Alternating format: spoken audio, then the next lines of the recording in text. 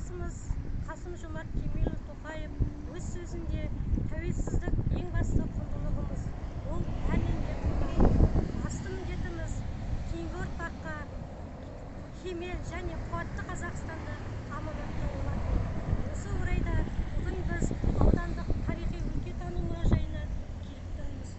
Бүгінгі осы тақырып бойынша музей экспонаттары не айтады екен, соны білетін боламыз.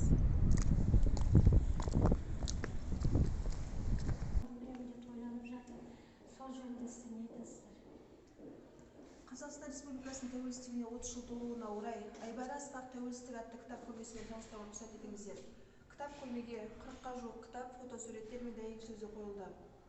Көрмеге Қазақстан Республикасының президенті Қасым-Жомарт Тоқаевтың тәуелсіздік бәріне қымбат атты мақаласына жолдау алды.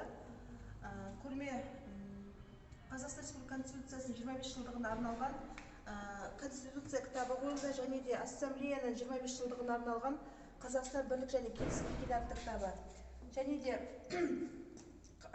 елбасымыз Нұрсұлтан Әбішұлы Назарбаевтың бейбітшілік кіндігі тарих толқынында Евразия жүрегінде Қазақстан жолы атты кітаптары қойылды. Сәлеметсіздер. Қармақшы аудандық тарихи өлкетану музей экспозициясы 2 залдан тұрады. Өлке тарихы және тәуелсіз Қазақстан залы. Өлке тарихы залының кіріспе бөлімінде Қармақшының тарихы баяндалған, яғни Қармақшы ауданы 1928 жылы құрылды. Ауданда 2 кент, 12 ауылдық әкімшілік, 29 елді мекен орналасқан. Аудан халқы 55 мың адамды құрайды. Ауданның шекаралары, яғни оңтүстік батысында Өзбекстан Республикасымен, оңтүстік шығысында Жалағаш ауданымен, солтүстік батысында Қарағанды облысымен және солтүстік шығысында Қазалы аудандарымен шектеседі. Келесі экспозициямызда біздің сыр өңірін зерттеген ғалымдарымыз жайында мағлұмат беріледі. Мұнда 18 ғасырдан бастап Қазақстан жеріне осы орыс экспедициялары келе бастады. Ең алғашқы экспедицияны Бутаков 1848-49 жылдары алғашқы экспедицияны құрады. Бұл Арал теңізінің гидрологиясын, геоботаникасын, географиясын зерттеп, сол жөнінде тың мәліметтерді осы карта құрастырып ғылыми жұмыс жасаған үшін ол кісіге Арал теңізі Магеллан атағы берілді. Кейіннен осы орыс география қоғамының Демидов сыйлығына ие болды. Және де әртүрлі ғалым зерттеушілеріміз сыр өңірінің топырағын, географиясын зерттеп, Никольский теңізі балықшыларын зерттеп, сол жөнінде тың мәліметтерді осы алдарыңызда тұрған витринада сыр өңірінің туралы тарихы баяндалған. Келесі экспозиция бұл өлке тарихындағы ауданның климаты, жер бедері, облыс аумағында өсетін өсімдіктер мен жануарлар дүниесі, Сырдария бойында кездесетін келелі жерлердің флорасы мен фаунасы өкілалған құстарымыз және жануарлардың муляждар тұр.